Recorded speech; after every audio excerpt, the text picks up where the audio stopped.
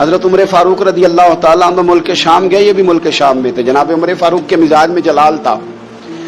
آپ نے کچھ لوگوں کو دیکھا جنہوں نے زرق برق لباس پہن لیے، بڑے بڑے عالی شان بنگلے بنا لیے، بڑے بڑے گھروں میں رہنے لگے. تو حضرت عمر کو اتنا جلال آیا کہ زمین پر اتر کے نا سنگریزے اٹھا کے تو لوگوں کو مارتے تھے. فرماتے تھے اتنی جلدی حضور کی تعلیم بھول گئے اور تم نے اجمیوں کے طریقے اپنا لیے. اتنی تکلیف کے ساتھ حضرت عمر گفتگو کرتے، لیکن حضرت ابو عبیدہ سے ملتے تو فرماتے یار تھوڑی روٹی بھی کھایا کر، کبھی تو بھی کپڑے بدل لیا کر. اتنا فقر، اتنی سادگی. اولین لوگوں میں سے جن کے لیے لوگ مسلمانوں کا امیر المومنین بنانے کی باتیں کر رہے ہیں. حضرت عمر ملنے گئے تو کسی چٹائی کے ٹکڑے کی تہ 2-3 لگا کے گھوڑے پہ اس کو رکھ لیا جاتا تھا سواری کرنے کے لیے تاکہ پسینہ نہ آئے. اسی کو اتار کے نا تو سرانہ بنا کے بیٹھے لیٹے ہوئے زمین پہ. حضرت عمر ملنے گئے تو حضرت عمر فاروق رضی اللہ تعالیٰ عنہ کو بھی اپنے ساتھ زمین پہ بٹھا لیا. تو حضرت عمر فرمانے لگے میں نے تو روٹی کھانی ہے تجھ سے، دوست ہے میرا، کھانا کھلا. تو کہنے لگے کھلاتے ہیں نا، کھلانا کیوں نہیں. یہ بھی لوگ تھے، اسی دھرتی پہ رہتے تھے. ان لوگوں کو نا کسی چیز نے اپنے قبضے میں نہیں لیا. نہ عورتوں کی باتیں انہیں بہلا سکیں، نہ بچوں کی خواہشات کے ہتھے چڑھے، نہ زمانے کی تیز دوڑ میں شامل ہوئے، نہ کسی کہانی کا حصہ بنے، نہ لوگوں کی یہ باتیں کہ دور بدل گیا. کوئی چیز ہیوی نہیں ہوئی، اس لیے کہ انہوں نے فقیری مدینے والے محبوب سے سیکھی تھی.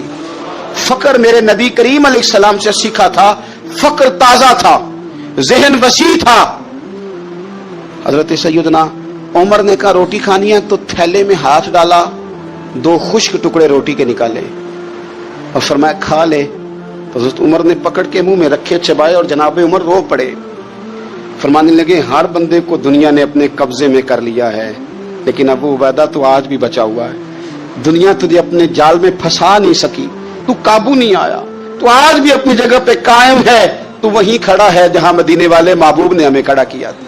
تو وہیں کھڑا ہے یار. اتنے حسین آدمی، اتنا بڑا نام، اتنا بڑا قد، اتنا بڑا کردار، اتنا بڑا حسن. ہزاروں کی فوج کے سپہ سالار ہیں. اگر میں کہہ دوں چیف آف آرمی سٹاف ہیں، میرا خیال ہے میری بات غلط نہ ہوگی. اتنی بڑی فوج کے سپہ سالار، اور اس فوج کے سپہ سالار جس میں کئی دفعہ سپاہی بن کے حضرت خالد بن ولید بھی لڑائی کر رہے ہیں. اتنی بڑی فوج کو کمان کرتے ہیں. لباس وہی سادہ، غذا وہی سادہ، انداز وہی. رومی بہت بڑی طاقت سمجھتے تھے اپنے آپ کو. جناب عمر کے زمانے میں ان کے خلاف لشکر کشی ہوئی. امیر کون ہے؟ حضرت ابو عبیدہ. ہاتھ میں تلوار پکڑی، گھوڑے پہ بیٹھے چلے گئے، محاصرہ کر لیا رومیوں کا، گھیر لیا.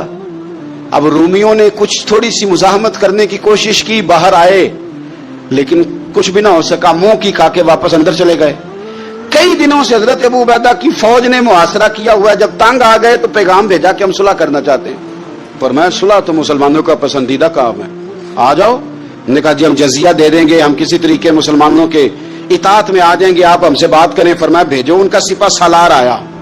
انہوں نے روب ڈالنے کے لیے نا مسلمانوں پہ سپہ سالار کو بڑے قیمتی کپڑے پہنائے، زرق برق لباس، عالی شان پوشاکیں، 5-7 لوگ ساتھ. یہ لوگوں کا طریقہ ہوتا ہے. وہ پریشر ڈالنے کے لیے لوگ کرائے کا مکان بھی خرید لیتے ہیں، کرائے کی کار بھی حاصل کر لیتے ہیں، لوگوں کے برتن بھی استعمال کر لیتے ہیں، کسی کے گھر سے فرنیچر بھی منگوا لیتے ہیں. تو آپ نے نا وہ زرق برق لباس پہنے ہوئے ان لوگوں کو آتے دیکھا. اب وہ بڑے اپنے انداز میں تو روب ڈالنے کے لیے آئے تھے نا. تو آ کے پوچھا مسلمانوں کے امیر کہاں ہیں لشکر کے؟ تو انہوں نے کہا ادھر ہی تھے، یہیں کہیں ہوں گے. بڑا حیران ہوا کہ ہم تو بڑے لاؤ لشکر کے ساتھ آئے. یاد رکھ لیں روب کپڑوں کا نہیں ہوتا، روب کردار کا ہوتا ہے. پھر پوچھا کہاں ہیں؟ نے کہا جناب وہ سامنے خیمے میں دیکھ لو. وہ خیمے میں گئے تو اتنی بڑی فوج کا سپہ سالار زمین پہ بیٹھے اور اپنے تیر سیدھے کر رہے. اب وہ بڑے زرق برق لباس میں کہنے لگا ابو عبیدہ بن جراح آپ ہیں؟ فرمایا میں ہی ہوں. کہا ملنا تھا؟ فرمایا آ جاؤ. کہنے لگا آپ تو زمین پہ بیٹھے ہیں. تو آپ فرمانے لگے ہمارے بزرگ زمین پہ ہی چلتے تھے، زمین پہ ہی بیٹھتے تھے، زمین پہ ہی کھاتے تھے، نیند آتی تھی تو زمین پہ ہی سو جاتے تھے. وہ حیرانگی سے کہنے لگا آپ اتنے بڑے سپہ سالار ہو کے اس طرح رہتے ہیں؟ فرمانے لگے میری ضروریات ساری پوری ہوتی ہیں، پھر بھی کبھی کوئی مشکل بن جائے تو میں تھوڑا سا قرضہ لے لیتا ہوں حضرت معاذ بن جبل سے. ان کو مشکل آ جائے تو مجھ سے لے لیتے ہیں. تو تو بالکل صحیح گزارا ہو رہا ہے کہ اس طرح کیوں بیٹھے ہیں؟ یہ کیا بات ہے؟ ہمارے ہاں لوگوں کا رونا دھونا نہیں، روز مکان کوئی نہیں تو رو پڑے، بچے کی شادی کرانی ہے تو رو پڑے، او ہو جی کیا بتائیں غریبی بڑی ہے تو رو پڑے۔ زمین پہ بیٹھے ہیں، زمین پہ بیٹھ کے خشک ٹکڑے کھا رہے ہیں، پر کہہ رہے ہیں بڑے مطمئن ہیں۔ یار کیا ہوا؟ کوئی ایسا مسئلہ نہیں۔ اگر کبھی مشکل آ جائے تو میرے دوست ہے حضرت معاذ بن جبل، تھوڑا قرضہ لے لیتا ہوں، ان کو ضرورت پڑے تو مجھ سے لے لیتے ہیں۔ رومی صلح بھی کر گئے، بات بھی کر گئے، پر جہاں جہاں گئے نا حضرت ابو عبیدہ بن جراح کا فقر بھی بیان کرتے گئے۔ وہ فقر بھی سابقون الاولون میں سے چمکتے ہوئے ستارے حضرت ابو عبیدہ بن جراح رضی اللہ تعالی۔ حضرت ابو عبیدہ بن جراح رضی اللہ تعالیٰ عنہ ان قرون اولا کے لوگوں میں سے جنہوں نے بالکل ابتدا میں حضور کے دست اقدس پر کلمہ پڑھ لیا تھا، بالکل شروع میں دار ارقم کے دنوں میں، شاید اس سے بھی قبل۔ حضرت صدیق اکبر رضی اللہ تعالیٰ عنہ کی دعوت پر یہ مسلمان ہو گئے، بالکل شروع کے لوگ ہیں۔ وہ جو 10 لوگ جنہیں حضور نے جنت کی بشارت دی، 10 مبشرہ، ان میں نام ہے حضرت ابو عبیدہ بن جراح کا۔ صحیح بخاری میں حدیث ہے، نبی پاک صلی اللہ تعالی علیہ وسلم نے فرمایا ہر امت کا ایک امین ہوتا ہے، اور فرمایا میری امت کے امین حضرت ابو عبیدہ بن جراح ہیں رضی اللہ تعالیٰ عنہ۔ اہل نجران کے کچھ لوگ آئے، انہوں نے عرض کی حضور کوئی ایک شخص ہمارے ساتھ روانہ کرے، اور بندہ کوئی امانت دار ہو، امین ہو۔ تو حضور مسکرائے، فرمایا میں تمہیں ایسا امانت دار دیتا ہوں کہ وہ اس طرح کا امانت دار ہے جس طرح کا کسی کو امانت دار ہونا چاہیے۔ ختم ہو جاتی ہیں اس سے آگے پیچھے یہ ساری تعریفیں۔ فرمایا اس طرح کے امانت دار کو تمہارے ساتھ بھیجتا ہوں، وہ کون ہے؟ فرمایا حضرت ابو عبیدہ بن جراح۔ اتنے فضائل جس شخص کے ہیں، آپ لوگوں کی کمزوری نہیں ہے، ہماری کمزوری ہے۔ ہم نے چاند ایک صحابہ کے تذکرے کیے، باقی بزرگ ترین شخصیات امت کے سامنے آنے سے وہ اس لیے رہ گئیں کہ ہماری ترجیحات کچھ اور چیزیں تھیں، ہمارے فکر کی جولانیوں میں کچھ اور چیزوں نے جوش زیادہ مارا۔ حضرت ابو عبیدہ بن جراح وہ خوبصورت آدمی ہے کہ ابن ماجہ میں ایک بڑا انوکھا فرمان موجود ہے۔ ابن ماجہ میں حضرت عائشہ صدیقہ رضی اللہ تعالیٰ عنہ سے کسی نے پوچھا کہ نبی پاک صلی اللہ تعالیٰ علیہ وسلم کو سب سے زیادہ محبوب کون ہے، حضور کو سب سے زیادہ پیار کس سے ہے؟ تو فرمایا سادی سی بات ہے، ابو بکر صدیق سے، عمر فاروق سے۔ اس شخص نے کہا نہیں میں ان کے بعد پوچھنا چاہ رہا تھا۔ تو فرمایا یہ بھی بڑی واضح بات ہے، ان کے بعد میں نے حضور کو جن سے سب سے زیادہ پیار کرتے دیکھا وہ حضرت ابو عبیدہ بن جراح ہیں، سب سے زیادہ میں نے محبت کرتے دیکھا۔ اور مسلم شریف میں یہ حدیث آپ کو ملے گی، حضرت عائشہ صدیقہ فرماتی ہیں اگر حضور خود اپنے فرمان سے خلیفہ بناتے تو اپنے بعد ابو بکر کو بناتے، ان کے بعد حضرت عمر کو بناتے، ان کے بعد بناتے تو ابو عبیدہ بن جراح کو بناتے۔ اتنا بڑا آدمی حضرت ابو عبیدہ بن جراح رضی اللہ تعالیٰ، اتنی بڑی شخصیت۔ اور پتہ ہے آپ کو ان پر صحابہ کا اعتماد کس طرح کا ہے؟ جب حضور علیہ السلام کے وصال ظاہری کے بعد صحابہ بیٹھے نا، میٹنگ ہو رہی تھی خلیفہ بنانے کے لیے، امت کا اجماع ہو رہا تھا حضرت صدیق اکبر پر، تو ایک دوسرے سے نہ پوچھا جا رہا تھا کہ آپ کی نظر میں اگر بیعت کی جائے تو کس کی کی جائے، آپ کی نظر میں بیعت کی جائے تو کس کی کی جائے، آپ کی نظر میں اگر امیر مقرر کیا جائے تو کسے کیا جائے، آپ کی نظر میں خلیفہ کس کو ہونا چاہیے؟ تو امت کا اجماع جناب صدیق اکبر کی طرف تھا۔ تو حضرت صدیق اکبر سے پوچھا گیا آپ بتائیے اگر آپ بیعت کریں گے تو کس کی کریں گے؟ حضرت صدیق اکبر نے کہا 2 لوگوں کی، اگر حضرت عمر کو آگے لگاؤ گے تو پھر بھی میں بیعت کر لوں گا، اور اگر ابو عبیدہ بن جراح کو آگے لگاؤ گے تو میں پھر بھی بیعت کر لوں گا۔ میں ان دونوں کی بیعت کرنے کو تیار ہوں۔ یار اتنا بڑا آدمی، کتنے کو کتابیں لکھی جانی چاہیے تھی، کتنے کو دن منانے جانے چاہیے تھے، کتنے کو ان کے نام ہمیں خطبے کرنے چاہیے تھے، کتنے کو تذکار ان ہستیوں کے ہونے چاہیے تھے۔ حضرت عمر فاروق رضی اللہ تعالیٰ عنہ کا وصال ہو رہا ہے، چونکہ جناب ابو عبیدہ بن جراح رضی اللہ تعالیٰ عنہ پہلے وصال فرما گئے تھے، تو جناب عمر فاروق رضی اللہ تعالیٰ عنہ کا وصال ہو رہا ہے۔ کسی نے کہا کسی کو خلیفہ نامزد کر دیں، فرمایا 6 لوگوں کی میں نے کمیٹی بنا لی ہے، کسی کو بنا لینا۔ ہاں اگر آج ابو عبیدہ بن جراح ہوتے تو پھر میں کمیٹی نہ بناتا، پھر میں ان کو امیر بناتا، اور اگر رب مجھ سے پوچھتا کہ عمر کس کو امیر بنا کے آئے ہو تو میں کہتا اے اللہ جسے تیرے نبی کریم نے امین فرمایا تھا۔ انہیں میں امیر بنایا ہوں. اتنے بڑی شخصیات، اتنے بڑے نام، اتنا بڑا مرتبہ. اور پھر 2 ہجرتیں کی حضرت ابو عبیدہ نے. حبشہ بھی گئے، مدینہ بھی آئے، ہر جہاد میں شامل ہوئے. اور عشق کے امتحان دینے کی باری آئے تو سب سے پہلے دیے. زرہ کی 2 کڑیاں ٹوٹ کے احد کے میدان میں حضور کے رخساروں میں پیوست ہو گئی تھی. دوڑ کے آئے حضرت ابو عبیدہ اور ایک کڑی اتاری، اپنے دانت سے زور سے کھینچی تو ایک دانت ٹوٹ گیا. پھر دوسری کڑی زور سے نکالی حضور کے رخسار نور سے تو دوسرا دانت ٹوٹ گیا. لیکن حضور کی تکلیف برداشت نہیں کر سکے. عجیب امتحان لیا ان کی محبت نے بھی، عجیب امتحان لیا. اعظم بلا سے اپنی وہ ہستی ہی کیوں نہ ہو، جو چیز اس کی راہ میں حائل ہو پھونک دو. عجیب امتحان لیا. احد کے میدان میں ان کے والد ان کے مقابلے میں آ گئے تھے. یہاں تو مقابلہ ہوتا ہے نا دولت اور دین کا، تو لوگ کمزوری دکھا جاتے ہیں. وطن اور دین کا تو لوگ کمزوری دکھا جاتے ہیں. یہاں تو مقابلہ ہوتا ہے نا ہمارا اپنے نفس کی خواہشات اور دین کا، تو غلبہ کچھ اور چیزیں لے جاتی ہیں، لیکن سامنے باپ ہے اور اس طرف دین ہے، حضور کی محبت ہے، نبی پاک کی غلامی ہے. مقابلہ ہو رہا ہے، قبول کس کو کرنا ہے؟ حضرت ابو عبیدہ نے پھر فیصلہ کیا، میدان احد میں تلوار اٹھائی اور باپ کی گردن کاٹ کے پھینک کے لوگوں کو بتایا کہ کائنات میں ہم سب سے بڑھ کے پیار کرتے ہیں تو مدینے والے محبوب سے کرتے ہیں. اتار دی گردن باپ کی. حضرت ابو عبیدہ بن جراح رضی اللہ تعالیٰ عنہ نے اس طرح قربانیاں پیش کی. میدان کے آدمی تھے، میدان میں رہے، ساری زندگی میدان میں رہے، لشکروں کی قیادت کی ساری زندگی. حضرت ابو بکر صدیق رضی اللہ تعالیٰ عنہ نے ان کو جہاد کے لیے بھیج دیا تھا. حضرت عمر کا بڑا اعتماد رہا. دوستی کس سے تھی؟ حضرت معاذ بن جبل سے. گہرے دوست کون تھے؟ حضرت خالد بن ولید. ان لوگوں سے گہری دوستی تھی.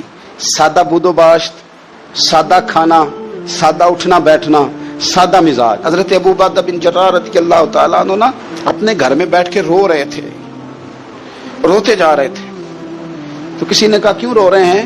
مسند امام احمد بن حنبل میں موجود ہے. فرمانے لگے نبی پاک علیہ السلام نے مجھے ایک دن کہا تھا کہ فتح ہو جائے گی، بڑے بڑے علاقے فتح ہوں گے تو اپنے آپ کو سنبھال کے رکھنا. 3 خادم تیرے لیے کافی ہیں، ایک جو گھر میں کام کاج کرے، ایک جو تیری خدمت کرے، ایک جو تیرے سفر میں جائے، اور 3 سواریاں تیرے لیے کافی ہیں. زیادہ لوگوں نے بڑے بڑے جانور رکھے ہوتے تھے نا، 3 سواریاں ابو عبیدہ تیرے لیے کافی ہیں. ایک تیرے سفر کے لیے، ایک مال و اسباب اٹھانے کے لیے، ایک تیرے غلام کے لیے. زیادہ مال نہ جمع کرنا. یہ بات کرتے ہوئے رو پڑے. فرمانے لگے ہم لوگ اس جگہ رہ نہیں سکے جہاں حضور نے کھڑا کیا تھا. میرا استبل گھوڑوں سے بھر گیا ہے اور میرے گھر میں غلام بھی زیادہ ہیں. حالانکہ صحابہ کہتے ہیں کہ کچھ ایسا نہیں تھا، لیکن چند چیزیں جو موجود تھی ان پر بھی روتے تھے. اور فرماتے تھے نبی پاک صلی اللہ علیہ وسلم نے فرمایا تھا قیامت کے دن میرے زیادہ قریب وہ شخص ہوگا کہ جس طرح میں چھوڑ کے جا رہا ہوں قیامت میں مجھے اسی طرح ملے. فرمانے لگے میں اس طرح نہیں رہ سکا، سوچتا ہوں نبی پاک کو کیا منہ دکھاؤں گا، کیا منہ دکھاؤں گا کریم کو. رو رہے ہیں گھر میں بیٹھ کے، رو رہے ہیں. ملک شام میں نا طاعون کا مرض پھیل گیا. حضرت ابو عبیدہ وہاں تھے. حضرت عمر نے خط لکھا، فرمایا جلدی آ جاؤ، آپ سے مشورہ کرنا ہے. آپ سمجھ گئے کہ عمر نا مجھے یہاں سے نکالنا چاہتے ہیں کہ مجھے مرض نہ لگ جائے. جواب لکھا، کہنے لگے مجھے پتا ہے جو مشورہ آپ نے کرنا، میں مسلمانوں کو اکیلا چھوڑ کے نہیں آ سکتا، میں لشکر کا سپہ سالار ہوں، کیسے آ جاؤں، میں یہی رہوں گا. حضرت عمر نے خط لکھا کہ پھر آپ جابیہ کی جانب بھی چلے جائیں، تھوڑے سے وہاں موسم ٹھیک ہے، وہاں تشریف لے گئے. طاعون جب پوری طرح پھیل گیا تو منبر پہ کھڑے ہو کے حضرت ابو عبیدہ بن جراح نے خطبہ دیا. فرمانے لگے اس مرض سے گھبرانا نہ، تم سے بہت پہلے جو صالح لوگ تھے، نیک لوگ تھے، وہ اس مرض کی وجہ سے وصال کر گئے. یہ نیک لوگوں کی موت کا سبب بنا ہے، لوگوں گھبرانا نہ. فرمایا کرتے تھے میں تو دعا کرتا ہوں مجھے بھی خدا کی رحمت سے حصہ ملے. آپ جمعے کی نماز مسجد اقصی میں پڑھنے جا رہے تھے تو رستے میں طاعون کا حملہ ہوا، وصال ہوا طاعون کے مرض سے. عشرہ مبشرہ صحابی، امین امت، 58 سال عمر. جنازہ حضرت معاذ ابن جبل نے پڑھایا اور فرمانے لگے لوگوں پتہ ہے تمہیں آج کون گیا ہے؟ آج وہ گئے ہیں جنہیں حضور نے امین امت کہا تھا. آج وہ ہستی اٹھ گئی جنہیں نبی کریم علیہ السلام نے امین امت فرمایا تھا. حضرت معاذ ابن جبل نے جنازہ پڑھایا تو کچھ دنوں میں حضرت معاذ ابن جبل بھی طاعون کے مرض سے وصال کر گئے. ان پر بھی یہ حملہ ہوا.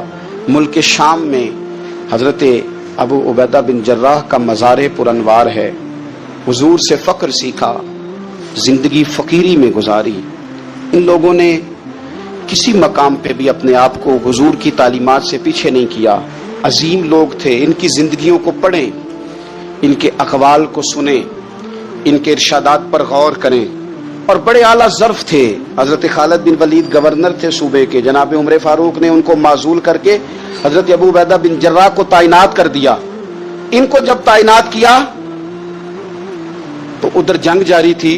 انہوں نے نا وہ تعیناتی کا جو رکا تھا وہ جیب میں ڈال لیا, بتایا ہی نہیں. جنگ ہوتی رہی. حضرت خالد بن ولید کو کسی اور نے بتایا تو فرمانے لگے بعد میں آپ نے مجھے بتایا کیوں نہیں. آپ فرمانے لگے کوئی جلدی تو تھی نہیں, حالانکہ گورنر بنا دیے گئے اور جنگ ہو رہی تھی. میں نے کہا چلو بعد میں بتا دیں گے, کوئی مسئلہ نہیں. ایک دفعہ حضرت ابو عبیدہ بن جراح کو معزول کر کے حضرت خالد بن ولید کو سپہ سالار بنایا گیا.